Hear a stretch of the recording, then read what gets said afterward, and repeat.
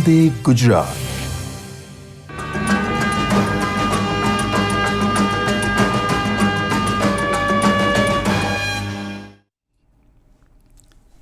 નમસ્તે મિત્રો. આજની આ સ્કૂલ લીડરશીપ તાલીમના પ્રાથમિક અને માધ્યમિક શાળાના આચાર્યોની જે તાલીમ છે તેના આ પ્રથમ તબક્કામાં પ્રાથમિક શાળાઓના આચાર્યની તાલીમના ઓન એર સેશનમાં આપ સૌનું સ્વાગત છે. સામેના એન્ડ પર આપ સૌ પ્રાચાર્યશ્રીઓ, જિલ્લા શિક્ષણ અને તાલીમ ભવન, જિલ્લા શિક્ષણાધિકારી શ્રી, જિલ્લા પ્રાથમિક શિક્ષણાધિકારી Shri, શાસનાધિકારી Shri, આચાર્યો, CRC, BRC, TPO Shri તથા આપ સૌ આજના આ ઓન એર સેશનમાં આપ સૌનું સ્વાગત છે. આજે આ સ્ટુડિયોમાં ઉપસ્થિત માનનીય નિયામક શ્રી ત્રિવેદી સાહેબ, GCRT સાહેબ, આપનું સ્વાગત છે. માનનીય ઇકબાલભાઈ વોરા, તજજ્ઞ શ્રી, GCRT, આપનું સ્વાગત છે ઇકબાલભાઈ. માનનીય નીતિનભાઈ દલવાડી, GCRT, તજજ્ઞ શ્રી છે આજ આપણા, આપ સૌનું સ્વાગત છે અને ફરીવાર આપ સૌનું પણ સ્વાગત છે. આચાર્ય તરીકે જે શૈક્ષણિક ગુણવત્તા અને વ્યાવસાયિક અને વહીવટી ગુણવત્તાની જે બાબત છે એમાં બરાબર વધારો થાય અને આચાર્યશ્રી છે એ આજના સમય પ્રમાણે જે શિક્ષણના જે નવા પ્રવાહો છે એની સાથે તાલ મિલાવી અને વધારે સારું શિક્ષણ કાર્ય કરી શકે એ માટે આ તાલીમ રાખેલી છે અને એમાં આજના આ પ્રથમ દિવસમાં આપ સૌનું સ્વાગત કરી અને સૌપ્રથમ માનનીય શિક્ષણ મંત્રી શ્રી રીવાબા જાડેજાનો આપણે સંદેશ સાંભળીએ. માનનીય મંત્રીશ્રી. નમસ્કાર. રાજ્યના પ્રાથમિક અને માધ્યમિક શાળાઓના કર્મનિષ્ઠ આચાર્યગણ, આજે મને આનંદ છે કે હું એવા વ્યક્તિઓ સાથે વાત કરી રહી છું કે જેઓ ગુજરાતના ભવિષ્યના ઘડવૈયા છે.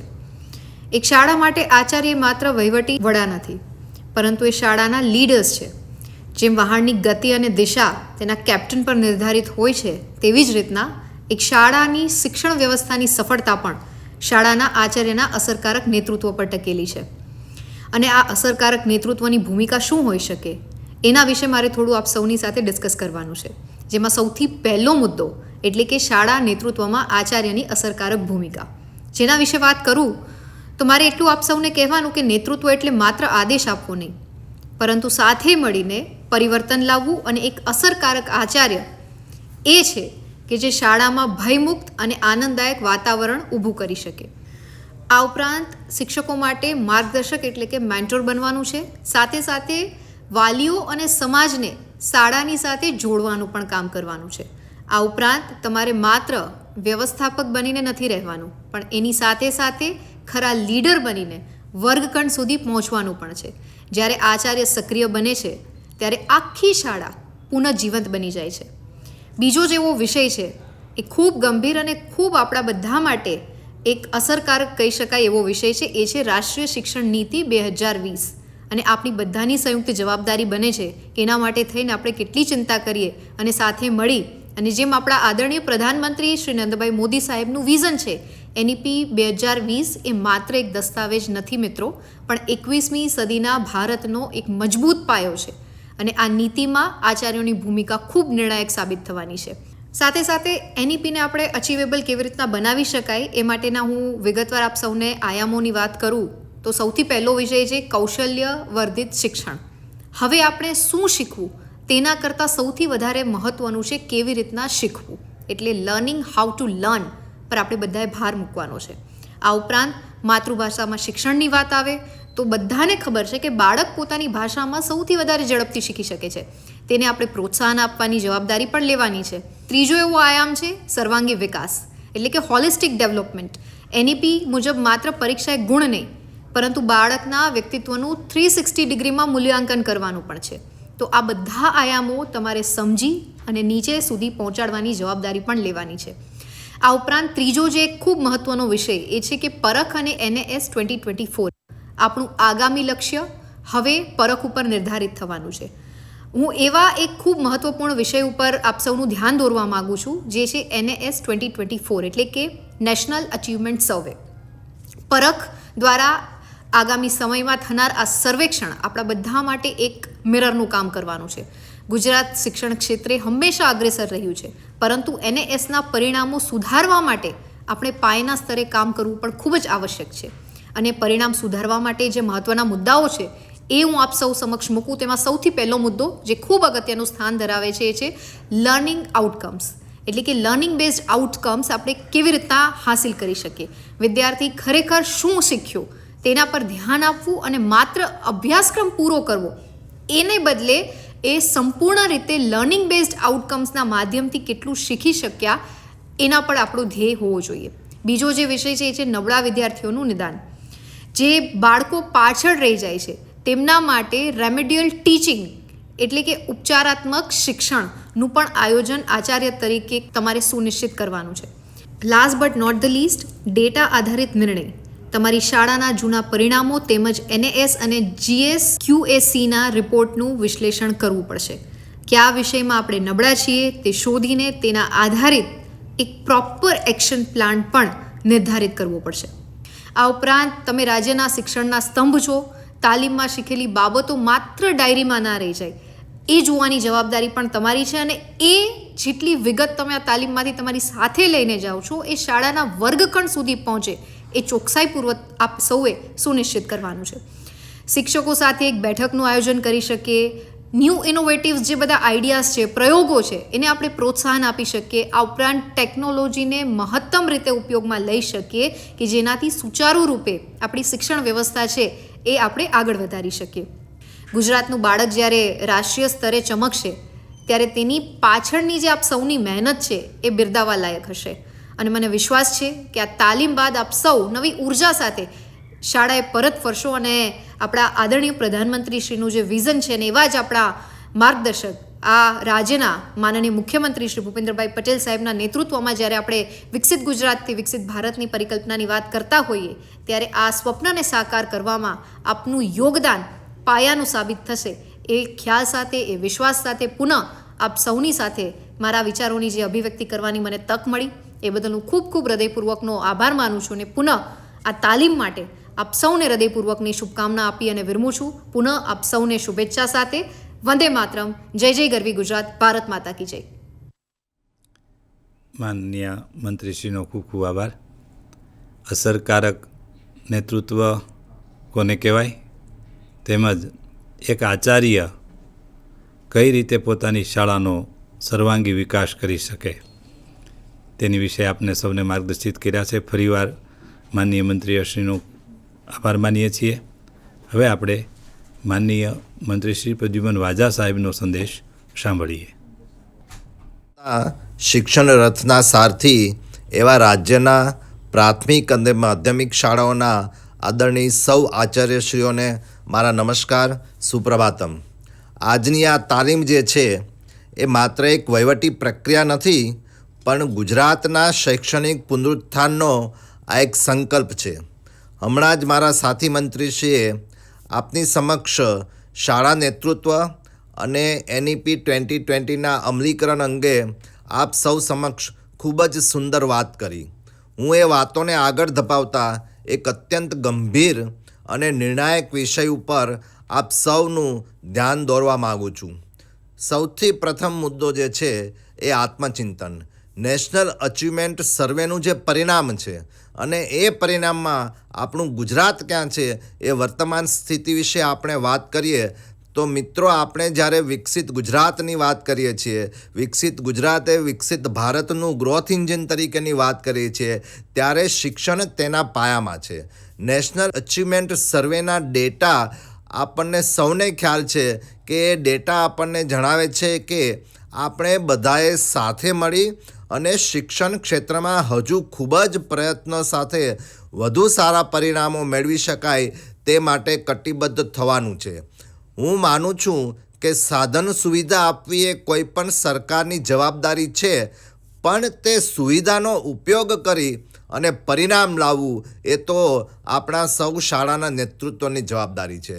એટલે NAS 2024 એ આપણા બધા જ માટે એક વેકઅપ કોલ એટલે કે ચેતવણી સમાન છે. મુદ્દા નંબર 2 ઉપર આપણે ધ્યાન રાખીએ તો આપણું લક્ષ્ય 2027નું શું છે? તો 2027નું આપણું લક્ષ્ય છે કે ગુજરાતને ટોચ પર લાવવાનો આપણો રોડમેપ. આપણું લક્ષ્ય સ્પષ્ટ છે કે વર્ષ 2027માં જ્યારે આગામી સર્વેક્ષણ થાય ત્યારે ગુજરાત પ્રથમ 5 રાજ્યોમાં હોવું જોઈએ.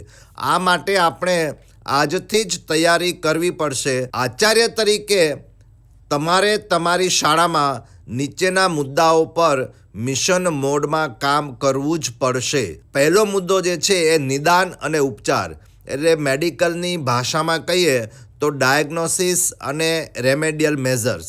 એટલે તમારી શાળામાં કયા ધોરણના કયા બાળકો કયા વિષયના મુદ્દામાં કાચા છે તેની યાદી તમારા ટેબલ પર હોવી જોઈએ.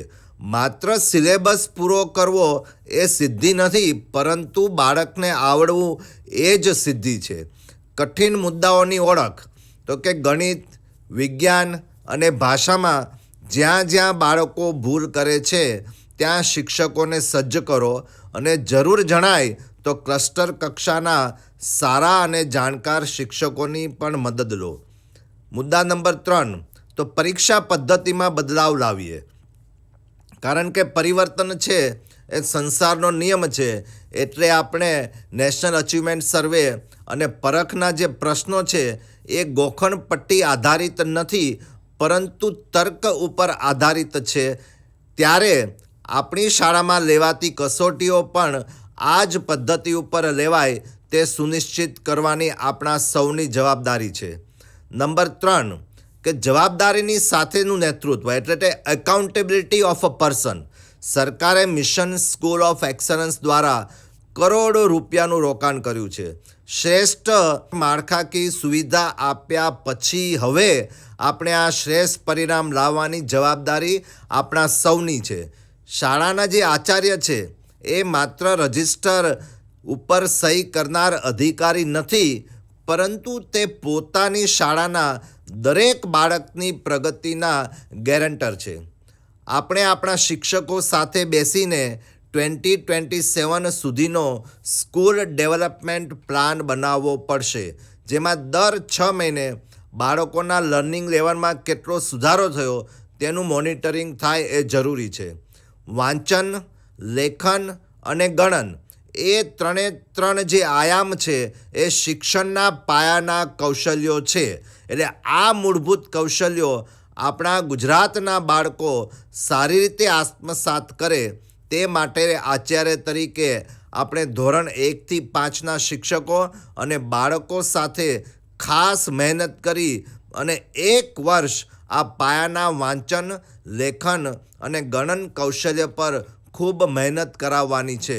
હું રાજ્યના તમામ શિક્ષણાધિકારીશ્રીઓ, BRC, CRC અને શિક્ષણનું મોનિટરિંગ કરનાર તમામને 1 થી 5 ધોરણમાં 1 વર્ષ ખૂબ જ હાર્ડવર્ક કરાવવાનું સૂચન કરું છું.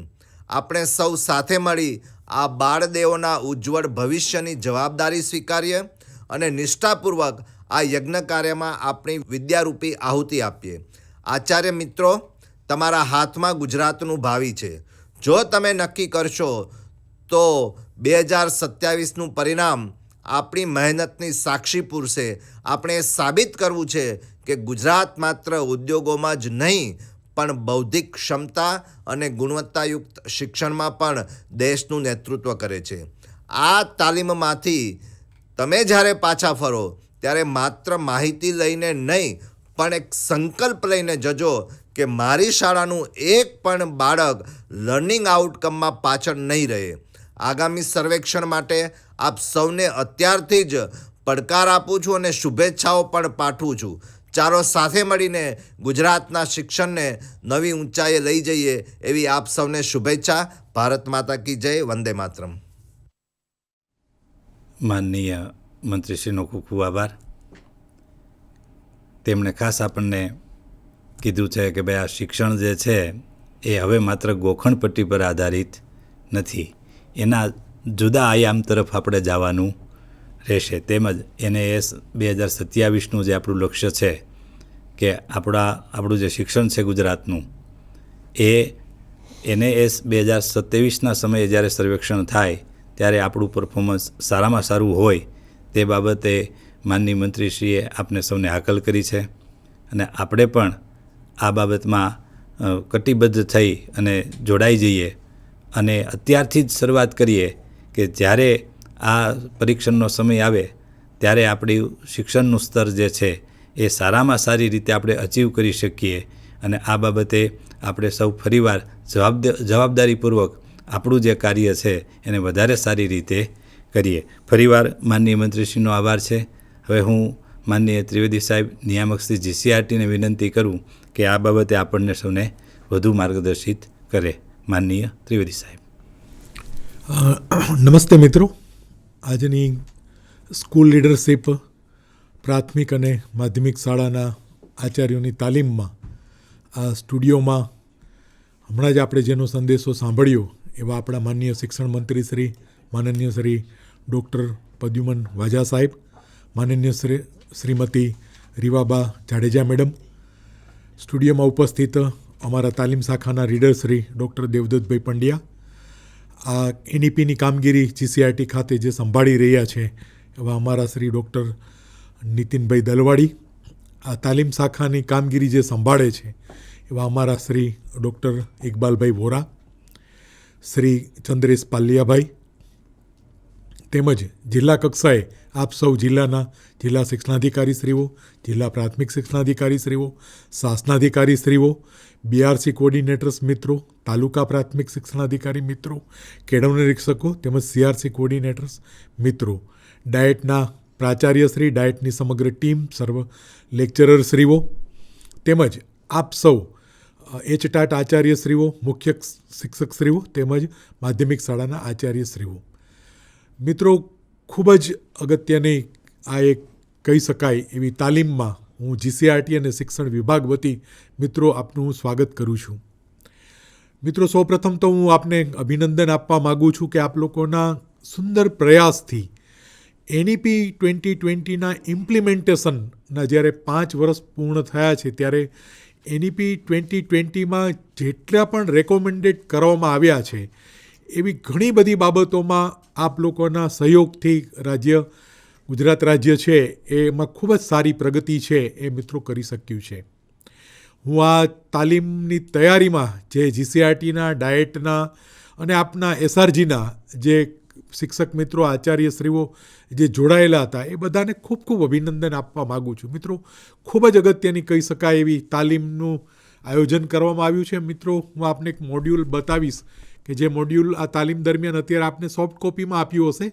તાલીમ ભવનની અનુકૂળતાએ પ્રિન્ટ થઈ જશે, પછી એ પ્રિન્ટ શાળા દીઠ કોપી પણ મિત્રો આપને આપવામાં આવશે. ખૂબ જ સુંદર આ ડોક્યુમેન્ટ છે મિત્રો તૈયાર કરવામાં આવ્યું છે. દરેક બાબતનો ખૂબ જ ઝીણવટપૂર્વક અભ્યાસ કરી અને આપણા જ પૈકીના તજજ્ઞ મિત્રોએ આ ડોક્યુમેન્ટ છે મિત્રો તૈયાર કર્યો છે, એટલે દરેકને હું ખૂબ ખૂબ અભિનંદન આપું છું. મિત્રો, આપણે હમણાં જ માનનીય શ્રી ડૉક્ટર પ્રદ્યુમન વાજા સાહેબ તેમજ માનનીય મંત્રીશ્રી માનનીય શ્રી રીવાબા જાડેજા મેડમનો સંદેશ સાંભળ્યો. મિત્રો, આપ જોયું હશે કે સરકાર છે એ કેટલી બધી ચિંતિત છે. અત્યારે આવનારા સમયમાં જે આપણે કામ કરવાનું છે, ખૂબ જ મિત્રો આપ લોકોના સહયોગથી આપણે કામગીરી કરી છે, પણ એક સર્વેમાં આપણી ગુણવત્તા માટેની જે આપણું પરિણામ છે મિત્રો જે નબળું આવ્યું એને હિસાબે સરકાર કેટલી ચિંતિત છે મિત્રો એ આ બંને સાહેબોના આપણને જે સંદેશો મળ્યો મિત્રો એનાથી આપ સૌ અનુમાન લગાવી શકો છો.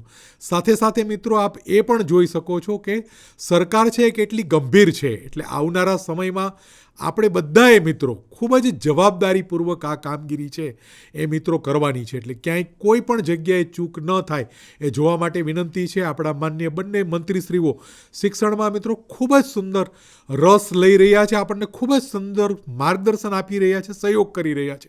પણ મિત્રો એમની જે અપેક્ષા છે એ અપેક્ષા પ્રમાણે આપણે મિત્રો કામગીરી કરવી પડશે. અને હું આપ બધા વતી આપણે બધા જ સાથે રહીને માન્ય બંને મંત્રીશ્રીની જે અપેક્ષા છે એ જ પ્રમાણે મિત્રો આપણે કામ કરીશું એવી હું બંને સાહેબોને ખાતરી આપવા માગું છું. મિત્રો, થોડી આપણે જે તાલીમની વાત કરી, આમ તો જે શેડ્યુલ પ્રમાણે આપણા તજજ્ઞ મિત્રો છે દરેક ટોપિકમાં આપની સાથે સુંદર રીતે રજૂઆત કરવાના છે, પણ મિત્રો આ તાલીમની મુખ્ય જે બાબતો છે એ જોઈએ તો આ તાલીમના હેતુની વાત કરીએ તો આપણે લીડરશિપના બધા જ પોઈન્ટ્સનો મિત્રો અહીંયા સમાવેશ કર્યો છે. એ ઉપરાંત મિત્રો આપણે થોડા સમય પહેલાં આપણે ટોટલ ક્વોલિટી મેનેજમેન્ટ એના માટેનો મિત્રો આપણે આચાર્યશ્રીઓ માટેની જે તાલીમ કરી હતી એના પણ મુદ્દાઓનો મિત્રો આમાં સમાવેશ છે આપણે કર્યો છે.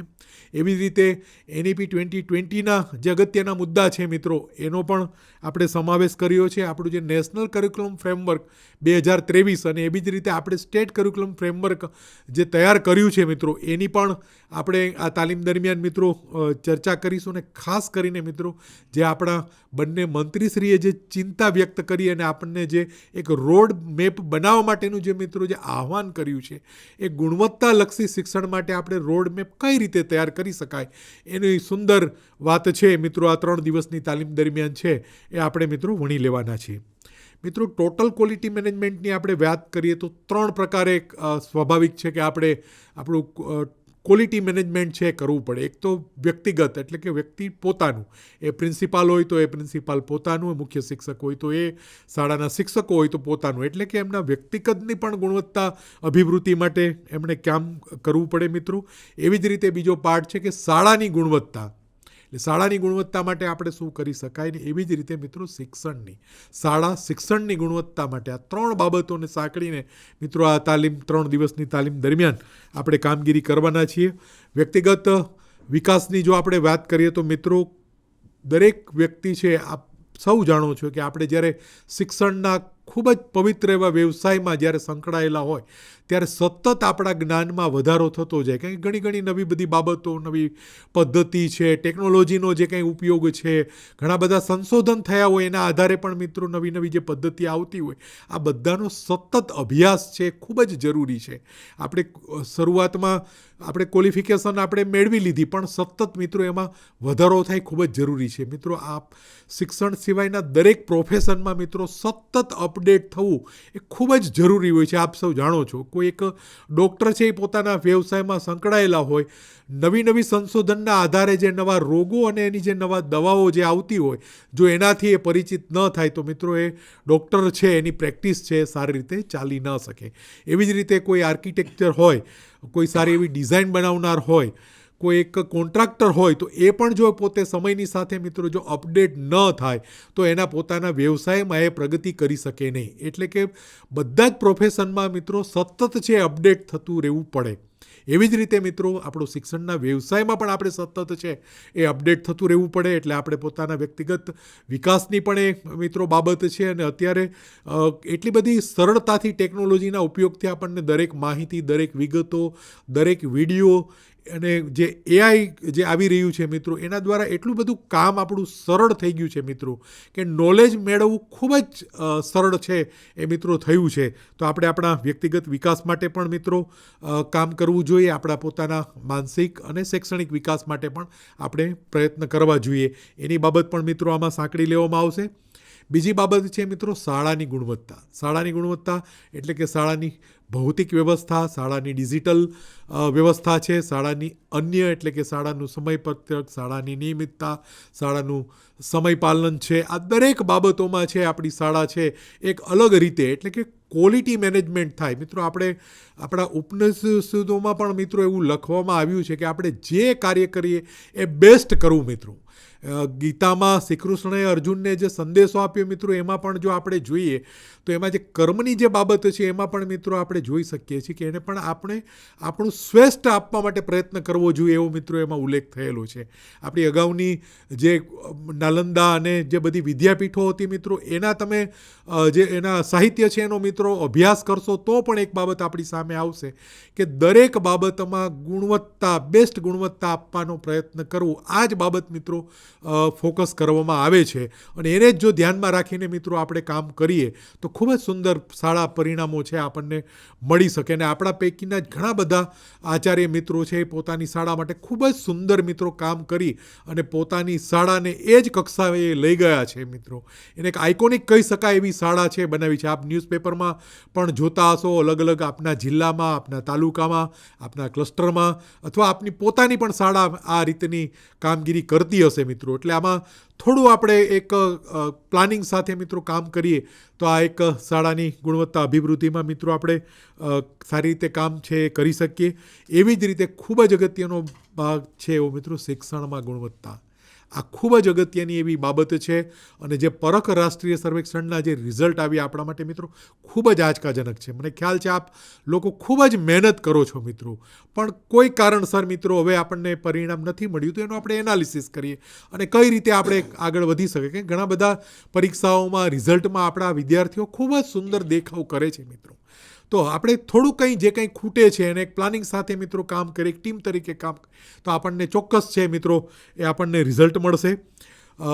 આપણે માનનીય મંત્રીશ્રીએ પણ મિત્રો આપણનું ધ્યાન દોર્યું હતું. આપણે માનનીય મંત્રીશ્રી મેડમે પણ મિત્રો જે આપણને ધ્યાન દોર્યું કે આપણે જે કામ કરવાનું છે એમાં 3-4 બાબત જે ફોકસ લઈ અને આપણે એને ધ્યાને રાખીને કામગીરી કરવાની છે મિત્રો. સૌ પ્રથમ તો મિત્રો વાંચન લેખન ગણન. તમે કહેશો વાંચન લેખન ગણનમાં તો વિદ્યાર્થી છે જેમને વાંચતા પણ આવડે છે, લખતા પણ આવડે છે, એ બેઝિક ગણિતની ક્રિયાઓ પણ કરી શકે છે. આપની વાત બિલકુલ સાચી છે, હું આપની સાથે સહમત. પણ મિત્રો આપણા જે વિદ્યાર્થીઓ છે એ જે વાંચે છે પછી એને સમજી શકે છે ખરા? કારણ કે અહીંયા પરખ પ્રકારના જે પ્રશ્નોની મિત્રો વાત કરી કે એમાં સમજણ સાથેના પ્રશ્નો છે પૂછાતા હોય તો જે રકમ છે, જે પ્રશ્ન છે એ પ્રશ્ન વાંચી સરસ રીતે જાય છે. કદાચ ORFમાં એને જે પર મિનિટ જેટલા શબ્દો વાંચવા જોઈએ ઝડપ પણ કદાચ બાળકની સારી હશે, પણ જ્યારે બાળક છે એ વાંચે છે, વાંચ્યા પછી આખા વાક્યનું એ પોતે અર્થગ્રહણ કરી શકે છે, સમજી શકે છે કે કેવા પ્રકારનો પ્રશ્ન પૂછ્યો છે મિત્રો. એટલે આપણે ત્યાં મિત્રો સંશોધન અને જ્યારે આ રિઝલ્ટ આવ્યું ત્યાર પછી આ બધા જ જે એક્સપર્ટ મિત્રો છે એની સાથે મિત્રો આપણે બેસી અને જે એનાલિસિસ કર્યું તો પહેલી જ વાત મિત્રો સામે એ આવી કે આપણા વિદ્યાર્થી વાંચન લેખન ગણન કરી શકે છે, પણ જે અર્થગ્રહણ સાથે જે કરવું હોય એમાં મિત્રો એને ક્યાંક ને ક્યાંક કોઈ જગ્યાએ મુશ્કેલી પડે છે. એટલા માટે મિત્રો આપણા વિદ્યાર્થીઓ છે એ દેખાવ છે નથી કરી શકતા. ગણનની બાબતમાં વિદ્યાર્થીઓને બેઝિક પ્રક્રિયા ખબર છે. એને એક ડઝનમાં કેટલા નંગ આવે એ પણ એને ખબર છે. સરવાળા, ગુણાકાર, બાદબાકી, ભાગાકાર, સંખ્યા જ્ઞાન આ બધું એમની પાસે છે. એને કઈ રીતે પ્રક્રિયા કરવી એ ખબર છે મિત્રો, પણ પ્રશ્ન છે એ થોડું ટ્વિસ્ટ પ્રકારનો પૂછેલો હોય એટલે સીધું બાબત આપવાને બદલે જો આપણે એને સીધો કોઈ પણ ગુણાકાર, ઇવન વચ્ચે 0 મૂકેલો જો ગુણાકાર આપણે આપીશું તો પણ આપણા વિદ્યાર્થી મિત્રો સારી રીતે કરી શકે છે. અમે જે CET અને માનનીય મુખ્યમંત્રી શ્રી જ્ઞાન સાધનાની જે પરીક્ષા લઈએ છીએ, NMMSની પરીક્ષા લઈએ છીએ, આ પરીક્ષાના રિઝલ્ટનું મિત્રો પછી એનાલિસિસ કરીએ છીએ. એનાલિસિસમાં આપણે જોઈએ છીએ કે અમે 3-4 સીધા રકમ આપીને દાખલા બાળકોને આપતા હોય છે તો ખૂબ જ સારી રીતે બાળકો કરી શકે છે. લગભગ 97-98% એ પ્રશ્નનો જવાબ છે વિદ્યાર્થીનો સાચો પડે છે. જ્યારે એ જ પ્રકારનો એવો જ પ્રશ્ન છે મિત્રો જ્યારે આપણે એને થોડોક બાળકે સમજવું પડે એટલે આપણે 12 નંગ કહેવાને બદલે એને 1 ડઝન છે કેળા કહ્યા હોય, સીધું આપણે આને બાદ કરવું છે એ કહેવાને બદલે આપણે એમને એવું કહ્યું હોય કે તમે જ્યારે બજારમાં જાઓ છો ને આ 2 ડઝન છે એ કેળા તમે ખરીદી કરી છે, ત્યાં આપણે એને બાદબાકી કરવી કે એવા કોઈ પ્રોનાઉન્સિસ વાપરતા નથી કે જેથી બાળકને ખબર પડે. ઘણી વખત આપણે આપણા બાળકોને કહેતા હોય કે છેલ્લે તમારે આ શબ્દ આવે એટલે આને તમારે હવે કેટલા વધ્યા એમ, એવું આવે એટલે તમારે આને માઇનસ કરવાનું હોય છે એમ. એવું જે આપણે ટ્રીક આપ્યું હોય એ ટ્રીક પણ જરૂરી હોય છે મિત્રો, પણ સાથે સાથે સમજ સાથે વિદ્યાર્થી કરે આ પણ મિત્રો એટલું જ જરૂરી છે. અમારા તજજ્ઞ મિત્રો દ્વારા આની પણ ડિટેલ્સ છે મિત્રો આપને ચર્ચા કરવામાં આવશે. તો એક વાંચન લેખન ગણન અને એ પણ અર્થસભર થાય મિત્રો એના માટે આપણે એક ચોક્કસ પ્લાન સાથે મિત્રો એમાં કામ કરવું પડશે. એવી જ રીતે મિત્રો NEP 2020માં જે નવી પેડાગોજી આવી છે, જે મેડમે પણ આપણને એક ઉદાહરણ આપી અને મિત્રો જે વાત કરી, તો નવા પેડાગોજીનો ઉપયોગ આપણા ક્લાસરૂમમાં વર્ગખંડમાં થાય એના માટેના મિત્રો આપણે ખૂબ જ પ્રયત્નો આપ બધા અને GCRT, ડાયટ અને આપ સૌ લોકોના સહયોગથી મિત્રો આપણે એ પ્રયત્નો કરીએ છીએ. આપણે શિક્ષકોને તાલીમ આપીએ છીએ, એનું મોડ્યુલ આપણે કરાવ્યું. નવી પેડાગોજી માં કેવા પ્રકારનું આપણે ભણાવવાનું છે એ પણ વાત કરીએ છીએ.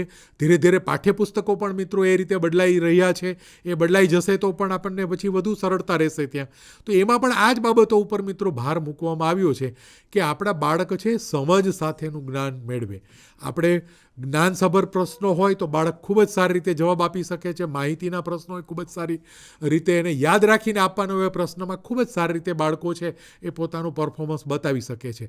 પણ જ્યાં સમજ અને ઉપયોગિતાના મિત્રો જ્યાં પ્રશ્નો હોય ત્યાં બાળકને ક્યાંક ને કોઈ જગ્યાએ એને થોડી મુશ્કેલી પડે છે. તો આપણે બધા જ સાથે રહી અને એવા પ્રયત્ન કરીએ, એવા પેડાગોજીનો મિત્રો આપણે ઉપયોગ કરીએ. રાજ્ય સરકાર મિત્રો દરેક રીતે આપણને સ્વતંત્રતા આપી છે.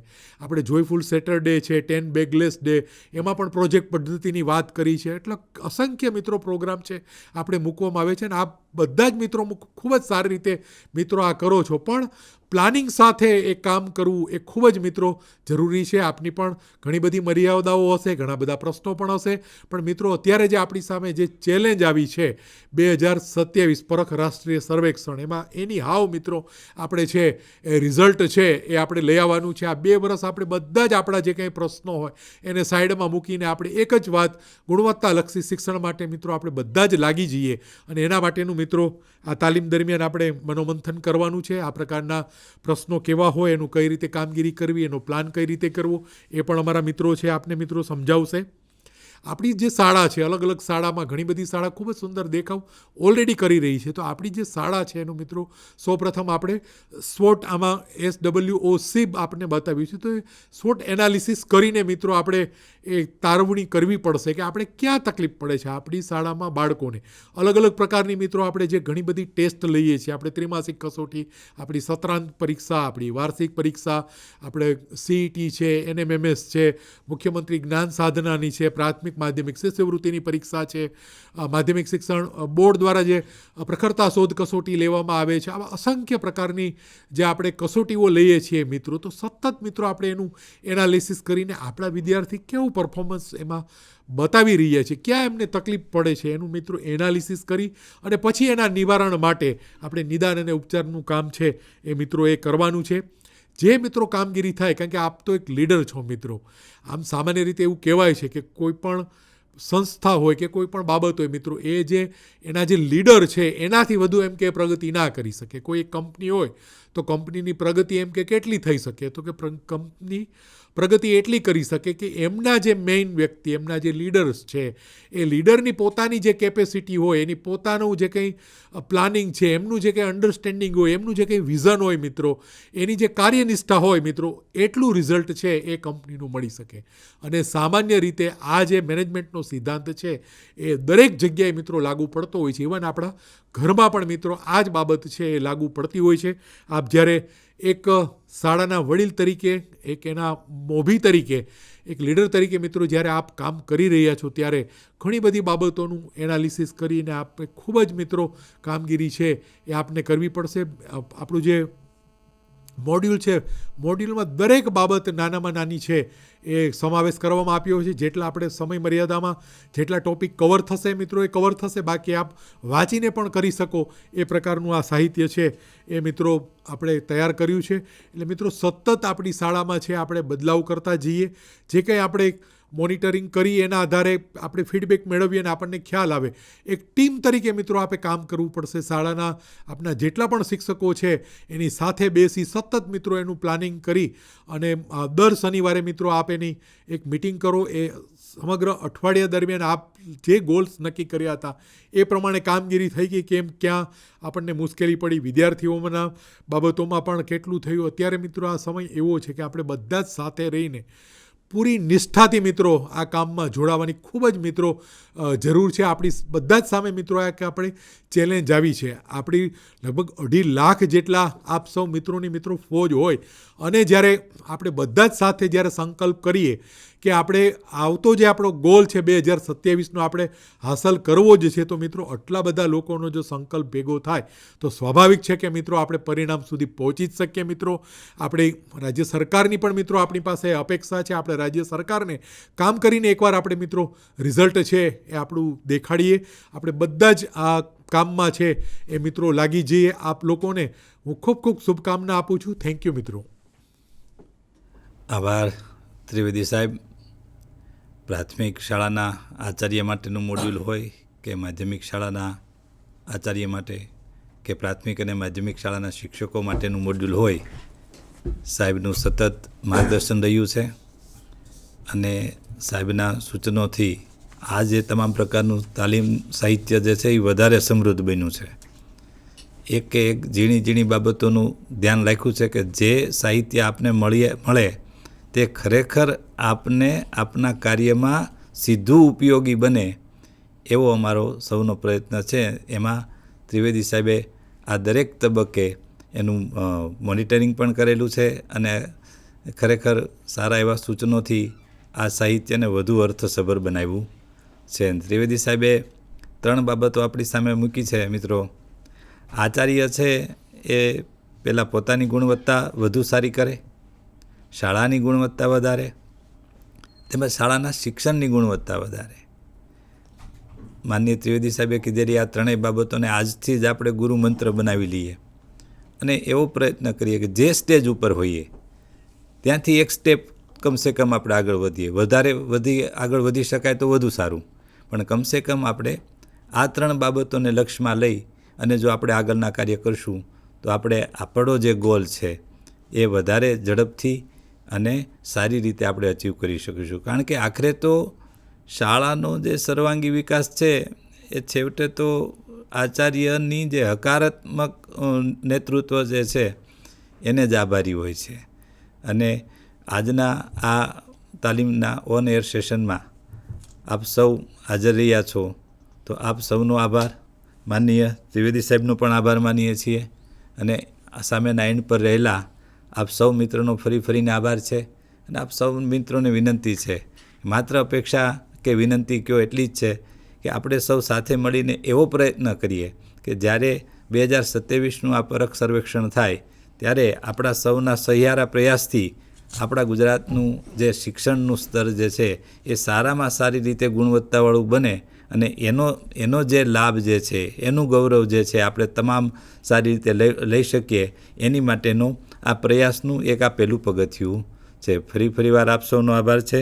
આજનો આ ઓનેર સેશનનો કાર્યક્રમ અત્યારે પૂરો કરીએ છીએ, પણ હવે નીતિનભાઈ દલવાડી જે છે એ આપણને આજનો જે મુખ્ય ટૉપિક જે છે કે NEP 2020ના અન્વયે શાળાના આચાર્યની ભૂમિકા કેવી હોઈ શકે તો એની વિશે આપણી સાથે ચર્ચા કરશે, વાત કરશે, જેથી કરીને નવા વર્તમાન પ્રવાહોમાં આચાર્યની ભૂમિકા શું છે, આચાર્યની વ્યાખ્યા શું છે એ આપણે વધારે સારી રીતે સમજી શકીએ. ફરીવાર આપ સૌ જોડાણા, આપ સૌની સાથે આ બધી વાતો થઈ, આ ચર્ચા થઈ, જેનો લાભ છેલ્લે બાળકોને મળે અને આપણે શિક્ષણની ગુણવત્તા વધે એવી અપેક્ષા સહ આપ સૌનો ખૂબ ખૂબ આભાર, ધન્યવાદ. હવે માનનીય નીતિનભાઈ દલવાડી આચાર્યશ્રીની ભૂમિકા વિશે વાત કરશે. ધન્યવાદ. Thank you sir. અત્રે સ્ટુડિયોમાં ઉપસ્થિત અધિકારીશ્રીઓ તેમજ સામે પક્ષે બેઠેલા તમામ આચાર્યશ્રીઓ સૌને નમસ્કાર. મિત્રો, ઈસવીસન 2026ની શરૂઆત થઈ ચૂકી છે, તો આ નવા વર્ષ નિમિત્તે આપ સૌને નૂતન વર્ષાભિનંદન. અને આ વર્ષ દરમિયાન આપની શાળા અને બાળકોનો સર્વાંગી વિકાસમાં સતત પ્રગતિ થતી રહે તેવી અમારા તરફથી શુભેચ્છાઓ, શુભકામનાઓ. મિત્રો, આ સેશનમાં શરૂઆતમાં આપણા બંને માનનીય શિક્ષણ મંત્રીશ્રીઓ દ્વારા જે વાત રજૂ કરવામાં આવી, ટૂંક સાર એ છે કે આપણી કાર્યપદ્ધતિમાં, આપણી જવાબદારીઓમાં ક્રમશઃ જે પ્રગતિ થતી આવી છે, જે વધારો થયો છે, તેમાં જોઈએ તો આપણે સૌ પહેલાં સંચાલક તરીકે, એડમિનિસ્ટ્રેટર તરીકે કામ કરતા હતા. ત્યારબાદ જે ટોટલ ક્વોલિટી મેનેજમેન્ટ, જે માનનીય ત્રિવેદી સાહેબે આપણને વાત કરી એ પ્રમાણે આપણો રોલ હવે મેનેજર તરીકેનો વિકસેલો. આગળ જતાં જે શાળા વ્યવસ્થામાં પરિવર્તન આવ્યું તે જોતાં આપણું હવે પછીનું કામ થયું હતું ફેસિલિટેટર તરીકે.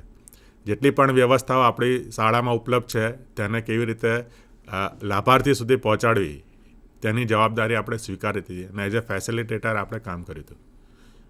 હવે આપણો રોલ થાય છે મેન્ટર તરીકેનો અને તેનાથી આગળ વધીને જઈએ તો એક લીડરશીપનો. અને એક લીડરની અસર સંસ્થા પર કેવી હોય, કંપની પર કેવી એ માન્ય ત્રિવેદી સાહેબે આપણને કહ્યું. અને એ આપણા દેશમાં અત્યારે જોઈ પણ રહ્યા છે કે લીડરશિપની મહત્ત્વતા કેટલી હોય છે અને શું પરિવર્તન આવી શકે છે. તો એ સંદર્ભે આપ પણ એક સારા લીડર બનો અને આપના જે વિઝન છે, વિઝન પ્રમાણે શાળા વિકસિત થાય તેવો આપણે એક ગોલ રાખેલો છે, ધ્યેય રાખેલો છે. આવો જ એક ધ્યેય સમગ્ર શિક્ષણ નીતિનો છે. સમગ્ર દેશમાં આપણી શિક્ષણ વ્યવસ્થા 2047 સુધીમાં કેવી હશે તેનું એક સ્વપ્ન જોવામાં આવ્યું છે અને એ સ્વપ્નને ધ્યાનમાં રાખીને ધ્યેય નિશ્ચિત કરેલો છે. અને ધ્યેય નિર્ધારિત માટે આપણે કામ કરવાનું થાય છે અને આપણો રોલ એ રીતે ક્રમશઃ બદલાતો થાય છે.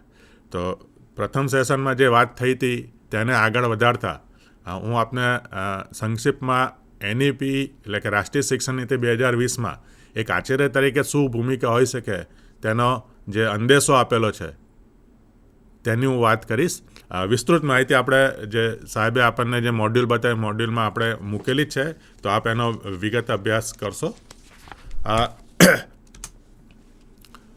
તો મિત્રો, રાષ્ટ્રીય શિક્ષણ નીતિ 2020નો જે ધ્યેય છે એ ભારત દેશનો છે.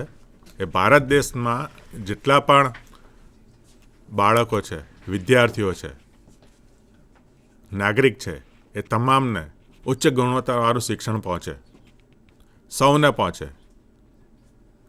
અને આ ગુણવત્તાવાળું શિક્ષણ એ આપણા દેશમાં ટકાઉ વિકાસ લાવે અને આ ટકાઉ વિકાસની સાથે સાથે એક ક્ષમતાયુક્ત એટલે કે ઇક્વિટેબલ તમામને એક સરખી તક મળે પ્રગતિ કરવા માટેની, આગળ વધવા માટેની તેવી તકોનું નિર્માણ કરે અને આ તકોનો ઉપયોગ કરવા માટે જીવન પર્યંત તેમને જ્ઞાન મેળવવાનું વ્યવસ્થા થાય તેવો સમાજ આપણે ઊભો કરવાનો છે, તેવા સમાજની રચના કરવાની છે.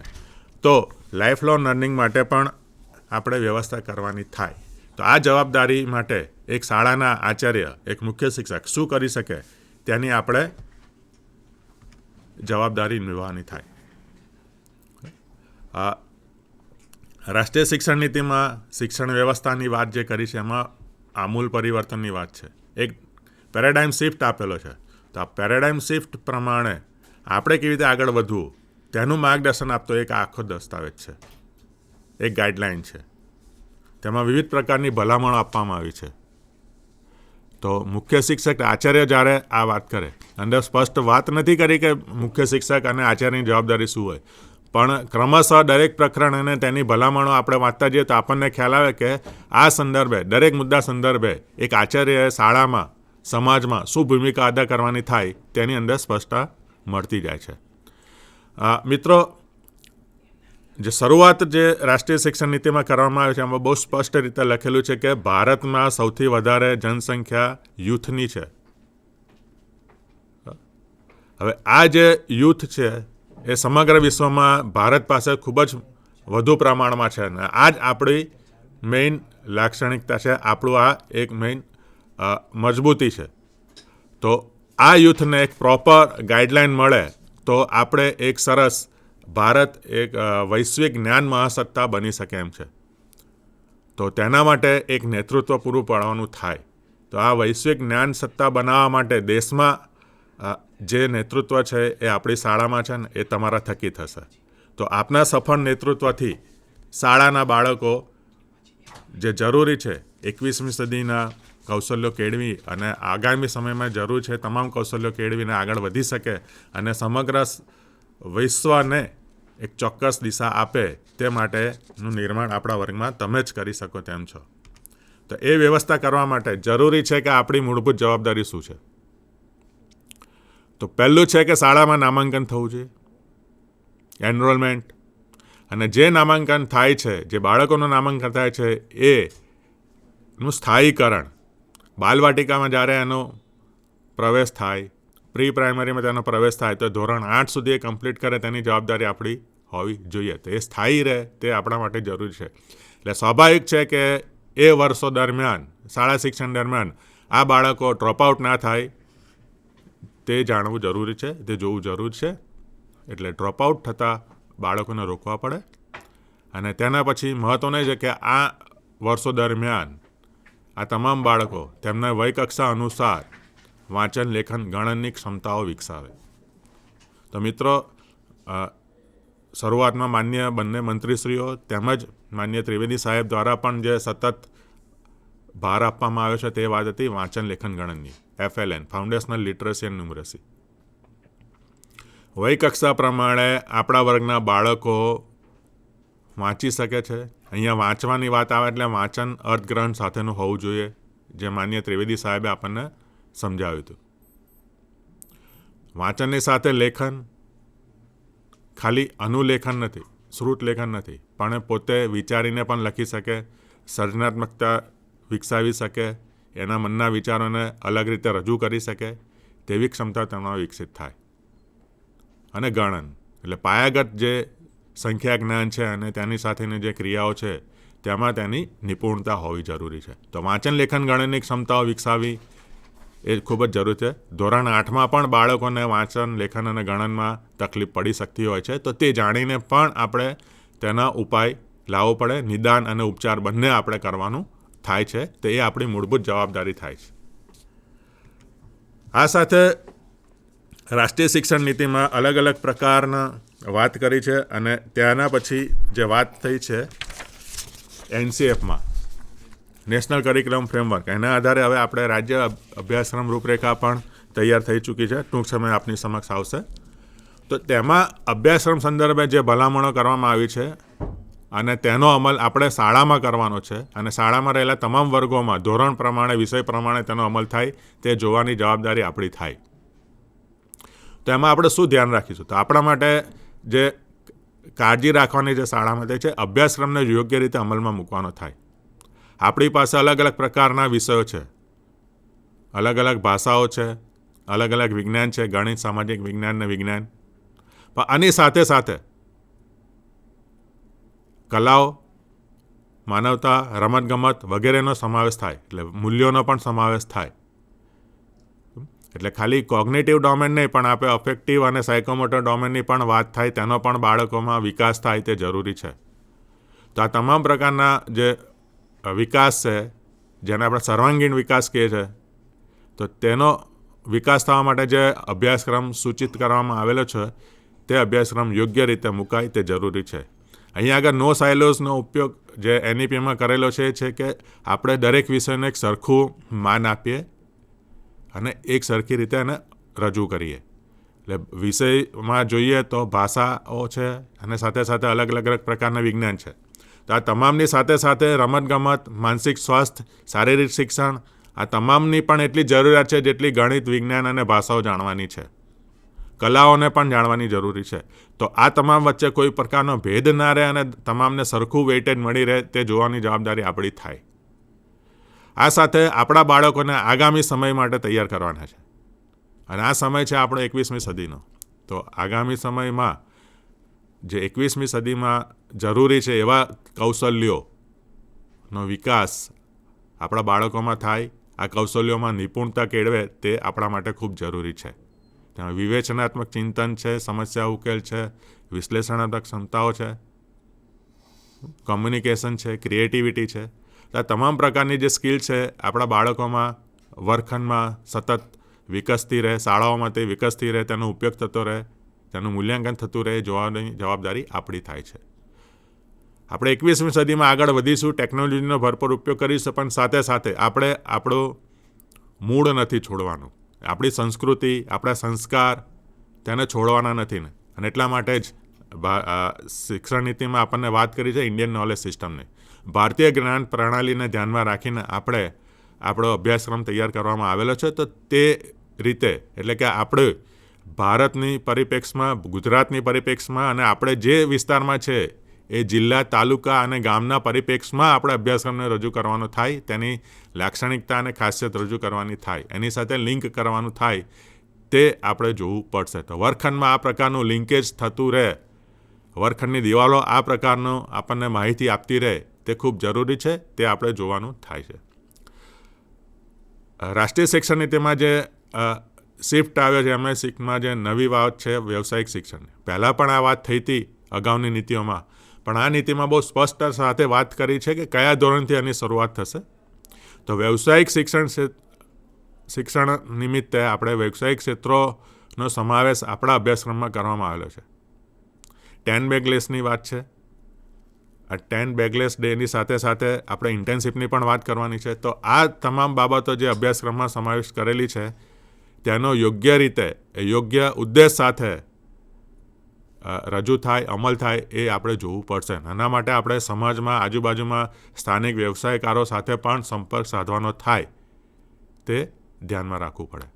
અને આ બધાની સાથે આપણું કામ સરળ થાય, વર્ગમાં અધ્યયનને તેજ મળે, બાળકો જાતે શીખતા થાય, સ્વઅધ્યયન કરતા થાય, તેના માટે આપણી પાસે રહેલી તમામ ટેકનોલોજીને, જેટલું પણ ટેકનોલોજીકલ ઇન્ફ્રાસ્ટ્રક્ચર છે તેનો મહત્તમ અને યોગ્ય ઉપયોગ થાય તે જોવાની પણ જવાબદારી આપણી થાય તે છે. તો આ અભ્યાસક્રમ અમલીકરણ સંદર્ભે આપણે આ મુદ્દા જોયા, પણ આની રજૂઆત કેવી રીતે થશે? તો જે કંઈ પરિવર્તન આવશે સૌથી પહેલું વર્ગખંડમાં લાવવાનું થાય. તો નીતિની ભલામણોમાં જે સ્પષ્ટતા કરેલ છે, સ્પષ્ટતા મેળવવા માટે, એ ઉદ્દેશ સિદ્ધ કરવા માટે આપણે વર્ગખંડમાં પરિવર્તન લાવવું ખૂબ જરૂરી છે. તો આના માટે જે ભાર આપવામાં આવે છે એ એક્સપિરિયન્શિયલ લર્નિંગની વાત છે, અનુભવજન્ય અધ્યયનની વાત છે. એટલે વર્ગખંડમાં આપણે ચોક અને ટોકની જે વાત કરીએ, ચર્ચાની વાત કરીએ, પ્રવચન પદ્ધતિની વાત કરીએ, જ્યાં શિક્ષક બોલે, બાળકો સાંભળે છે, તો એની સાથે સાથે જે નવી પેડાગોજી સંદર્ભે આપણે ઉપયોગ કરવાનો થાય છે એક્સપિરિયન્શિયલ લર્નિંગનો. વર્ગખંડમાં બાળકોને અલગ અલગ પ્રકારના અનુભવો મળતા રહે ખૂબ જરૂરી છે. એમને હેન્ડ્સ ઓન લર્નિંગ માટેના અનુભવો આપવા માટે વિવિધ પ્રકારની પ્રવૃત્તિઓ આપણે તૈયાર કરેલી છે, મોડ્યુલમાં આપેલી છે, એની તાલીમ પણ થઈ ગયેલી છે. તો આ તમામ પ્રવૃત્તિઓ વર્ગખંડમાં યોગ્ય રીતે થાય, યોગ્ય ઉદ્દેશ થાય તે આપણા માટે જરૂરી છે. રમતગમતની પ્રવૃત્તિઓ છે, વાર્તાકથનની પ્રવૃત્તિઓ, ટોય પેડાગોજીની વાત થાય છે, આર્ટ ઇન્ટિગ્રેટર, આઈસીટી ઇન્ટિગ્રેટરની વાત થાય છે. આ તમામ પ્રકારની આપણે તાલીમ પણ આપેલી છે. આ પ્રકારની પ્રવૃત્તિઓ કેવી હોઈ શકે આપણે વિષયવાર શિક્ષક આવૃત્તિ તૈયાર કરી છે, તેમાં ઉલ્લેખ કરેલો છે. તો આપણા વર્ગખંડમાં શિક્ષક આવૃત્તિનો યોગ્ય રીતે ઉપયોગ થાય છે કે નહીં તે પણ આપણે જોવાનું થાય. આ સાથે આપણા વિસ્તારમાં જે ભાષાની વિવિધતા રહેલી છે, વિવિધતાને પણ માન આપવાનું થાય. તો એની સાથે સાથે આપણા વર્ગખંડમાં બાળકો જે બોલી બોલે છે, જે સ્થાનિક ભાષા બોલે છે, તો તેનો ઉપયોગ કરવા માટે આપણે એમને પ્રોત્સાહિત કરીશું. તો એ મલ્ટીલિંગ્વાલિઝમ સંદર્ભે આપણે આ વાત થાય છે. અને ત્યારબાદ વર્ગખંડમાં જે અલગ અલગ પ્રકારના બાળકો આપણી સામે આવેલા છે, એમની શારીરિક, માનસિક, આર્થિક, સામાજિક કોઈપણ પૃષ્ઠભૂમિ હોય, એ તમામ પૃષ્ઠભૂમિને અવગણીને આપણે તમામનું સ્વાગત કરવાનું છે અને શાળામાં તેમનો આવકાર કરવાનો છે અને તેમને યોગ્ય રીતે એક સમાન તક અધ્યયન માટેની મળે તે આપણે વ્યવસ્થા કરવાની થાય. તો ખાસ કરીને જે CWSN બાળકો છે આપણા વર્ગખંડમાં, તેમના માટે આપણે વ્યવસ્થા કરવાની થાય. વિશિષ્ટ શિક્ષકો એના માટે છે, એના માટે ભાષા તૈયાર કરવામાં આવેલી છે, અલગ અલગ પ્રકારની પદ્ધતિઓ છે, રિસોર્સ રૂમ આપણે તૈયાર કરેલા. તો આ તમામનો યોગ્ય ઉપયોગ થાય તે આપણે વિચારવાનું થાય. અને જે ખાસ છે મિત્રો કે આપણે વર્ગખંડમાં વિષયવાર તાલીમ આપવાની, એટલે વિષયવાર રજૂઆત કરવાની જ્યારે થાય ત્યારે એક વિષય અલગ, એટલે પોતાની રીતે જ એકલો રહેતો નથી. ભાષાની વાત કરું તો મારે એના ઉદાહરણ માટે પણ ગણિત, વિજ્ઞાન, સામાજિક વિજ્ઞાન કે સ્થાનિક પરિવેશનો ઉપયોગ કરવો પડે. ગણિતની વાત કરું તો મારે ભાષાનો ઉપયોગ કરવો પડે. એ રીતે ગણિત વિજ્ઞાનની વાત કરું તો પણ ગણિત અને ભાષા બંનેનો ઉપયોગ થાય. તો આ તમામ વિષયો એકબીજા સાથે જોડાયેલા છે. જ્ઞાન અખંડ છે, એને આપણે વિષયોમાં વહેંચેલું છે, ભાઈ વિષયો અલગ અસ્તિત્વમાં નથી, એ બધા એકબીજા સાથે જોડાયેલા છે. તો આ મલ્ટીડિસિપ્લિનરી એપ્રોચ સાથે આપણે વર્ગખંડમાં કાર્ય થાય કે જ્યારે ભાષા, વાંચન, લેખન, ગણનની વાત થતી હોય, વાંચન અર્થગ્રહણની વાત થતી હોય, તો ગણિતનો શિક્ષક પણ એ વાંચન અર્થગ્રહણ કરાવી શકે.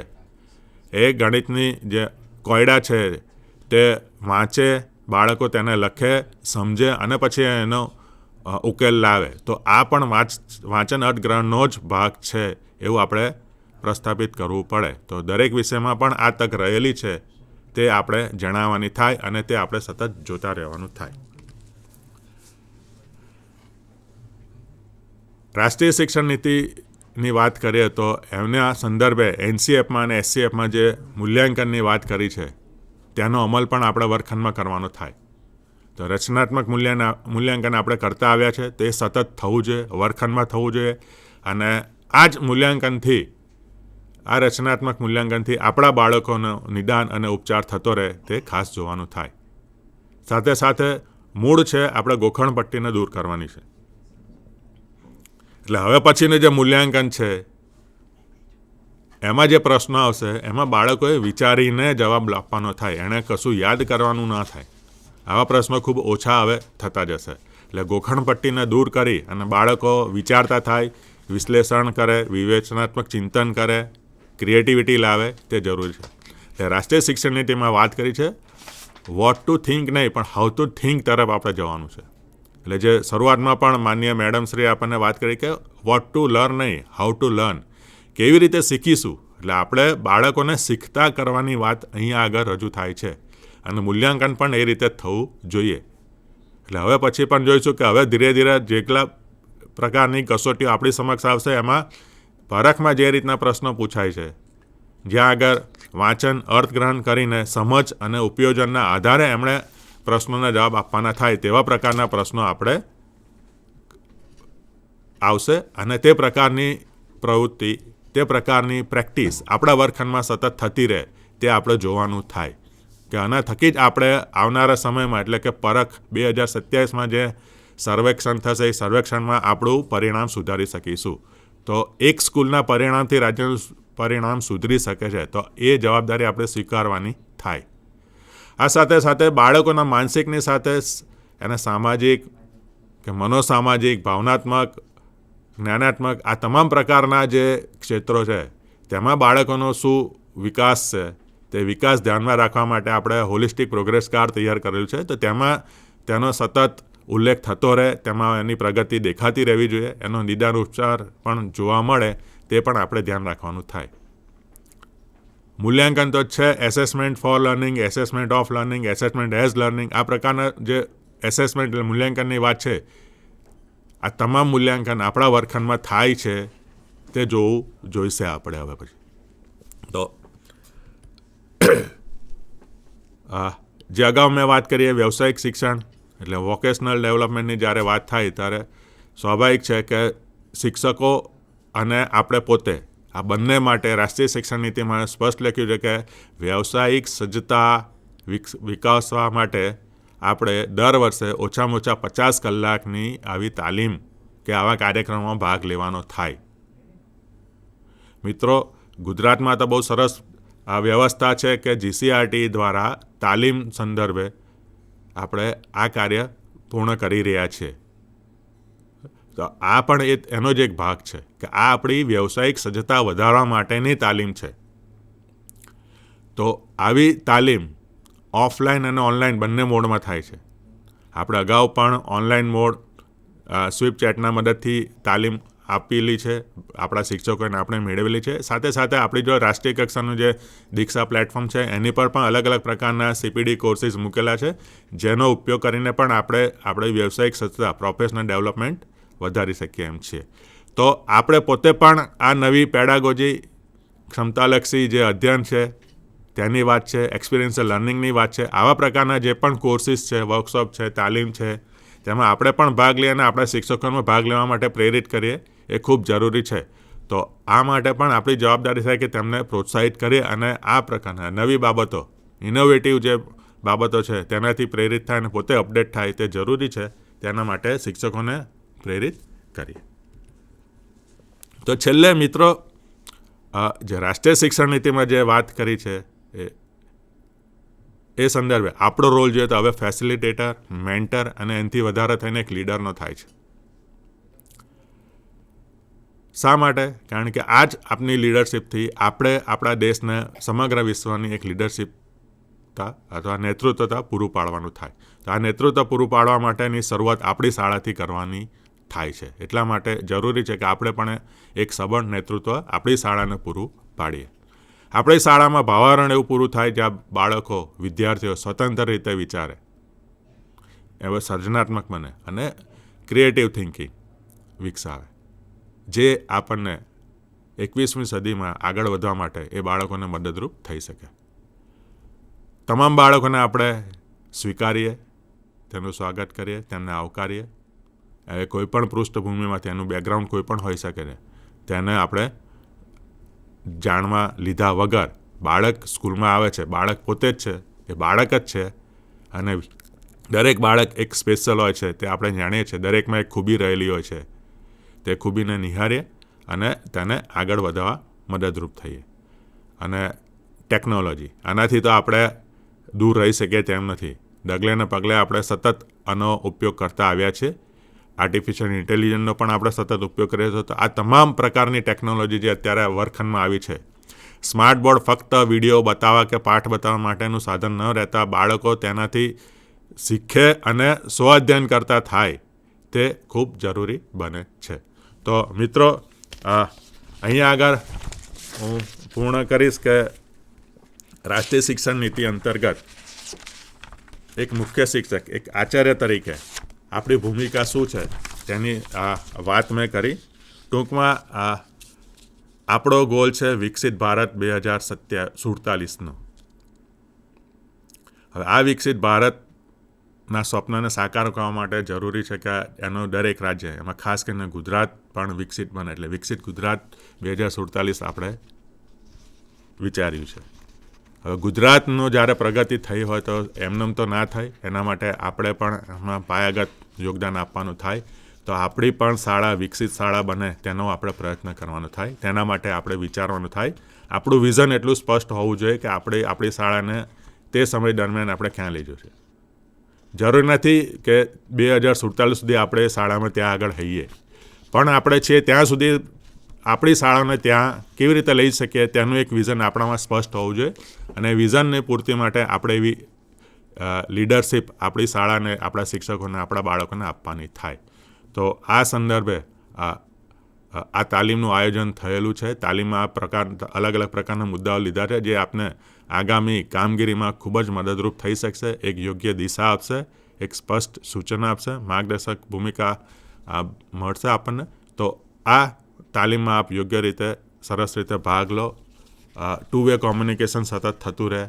ઉત્સાહભેર આ તાલીમ પ્રાપ્ત લો. તેનો અમારા તરફથી ખૂબ ખૂબ શુભેચ્છાઓ. Thank you. આભાર નીતિનભાઈ. નીતિનભાઈએ સરસ રીતે એનઈપીના સંદર્ભમાં અને પરખના સંદર્ભમાં શાળાના આચાર્યની ભૂમિકા શું છે અને હવે એમનો રોલ કઈ રીતે બદલાયો છે એના વિશે સુંદર મજાની વાત આપી. જે જુદી જુદી સ્લાઇડના પ્રેઝન્ટેશનમાં પણ આપણે જોયું કે વિકસિત ભારત 2047 તરફ આપણે કઈ રીતે ગતિમાન થવાનું છે એના વિશેની વાત કરી. સાથે સાથે આજે 2 સંદેશાઓ આપણે સાંભળ્યા છે, માનનીય શિક્ષણ મંત્રી શ્રી પ્રદ્યુમનસિંહ વાજા સાહેબ અને માનનીય શિક્ષણ મંત્રી શ્રી રીવાબા જાડેજા સાહેબનું. આ બંનેના સંદેશાઓમાંથી આપણને ફલિત થતું જોવા મળે છે કે આપણે હવે પરખના સંદર્ભમાં વિચારવું પડશે. હવે આપણે વર્ગખંડમાં બાળકો સારી રીતે ગુણવત્તાયુક્ત શિક્ષણ મેળવે અને આવનારા સમયમાં 2027માં જ્યારે પરખ સર્વેક્ષણ ફરીથી થવાનું છે ત્યારે પરખ સર્વેક્ષણમાં સૌની અપેક્ષા એ છે કે ગુજરાતનું સ્થાન પ્રથમ 5 રાજ્યોમાં આવે અને એના માટે આપ સૌની બહુ મોટી જવાબદારી છે. કારણ કે આપના વગર આ બાબતો શક્ય બનશે નહીં. એક આચાર્ય તરીકે તમે શાળાને કઈ દિશા તરફ લઈ જશો એ નક્કી કરવાનું તમારે છે. અને ખાસ કરીને જે વાત બંનેના સંદેશામાં જોવા મળી છે કે નિદાન અને ઉપચારાત્મકના માધ્યમથી જ્યાં બાળકો કાચા પડે છે, દાખલા તરીકે વાંચન, લેખન અને ગણનમાં જે બાળકો કાચા છે એ કોઈ પણ બાળક કાચું ન રહે અને બધા જ બાળક સારી રીતે કરી શકે, તર્કયુક્ત પ્રશ્નોના જવાબ આપી શકે, તે માટે હવે આપણે તૈયાર કરવાના છે. માનનીય ત્રિવેદી સાહેબે પણ આપણને ટોટલ ક્વોલિટી ઓફ મેનેજમેન્ટની વાત કરી છે અને એના અનુસંધાનમાં આપણે ગુણવત્તાયુક્ત શિક્ષણ તરફ આગળ જવાનું છે. એ માટે આપણે તૈયારી કરવી પડશે કે હવે આપણે આ ગુણવત્તા લાવી છે તો એના માટેનો સ્કૂલ ડેવલપમેન્ટ પ્લાન કેવો તૈયાર કરવો એ નક્કી કરવાનું છે. અને સ્કૂલ ડેવલપમેન્ટ પ્લાનના માધ્યમથી આવનારા સમયના આપણે 2047ના વિકસિત ગુજરાતના ધ્યેયને પૂર્ણ કરી શકીશું. પણ વિકસિત ગુજરાતના ધ્યેયને પૂર્ણ કરતાં પૂર્વે આપણે વિકસિત ગુજરાતને ત્યારે જ એ ધ્યેય તરફ આગળ વધી શકીશું કે આપણે ગુણવત્તાયુક્ત એટલે કે વિકસિતની સાથે ગુણવત્તાની પણ આપણે સુમેળ સાધવો પડશે. એટલે હવે ગુણવત્તા એક ગુજરાતના સંકલ્પને આગળ લઈને આપણે ચાલવું પડશે અને એમાં આપ સૌની ભૂમિકા એ બહુ અગત્યની ભૂમિકા છે. એ શિક્ષકને તમારે માર્ગદર્શન આપવાનું છે, એને મોનિટરિંગ કરવાનું છે, એને હેન્ડહોલ્ડિંગ કરવાનું છે. જરૂર જણાય તો ઘણી બધી બાબતો વેબસાઇટ ઉપર ઉપલબ્ધ છે કે આ પ્રકારના પ્રશ્નો કેવી રીતે બાળકોને એટેન્ડ કરાવવા, બાળકો ક્યાં ભૂલો કરે છે. એરર એનાલિસિસ જરૂર જણાય તો ત્યાં કરવું પડે કે વિકલ્પોની પસંદગીમાં બાળક કઈ રીતે ભૂલો કરે છે અને એના કોન્સેપ્ટ ક્લિયરની વાત આપણે શિક્ષકોના માધ્યમથી વિષયોના સંદર્ભમાં કરાવવી પડશે. જો આવું કરીશું તો જ મને એવું લાગે છે કે આવનારા સમયમાં આપણે પરખમાં સારું પરફોર્મન્સ આપી શકીશું.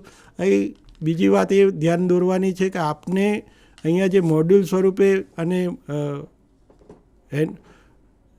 સેશન દરમિયાન જે મુદ્દાઓની ચર્ચા કરવામાં આવી છે એ સિવાયનું પણ કેટલુંક ઇતર વાંચન તમને મોડ્યુલ સ્વરૂપથી આપવામાં આવશે અથવા તો હવે પછી આપવામાં આવનારા છે. તો આનો પણ મહત્તમ ઉપયોગ શાળા કક્ષાએ થાય.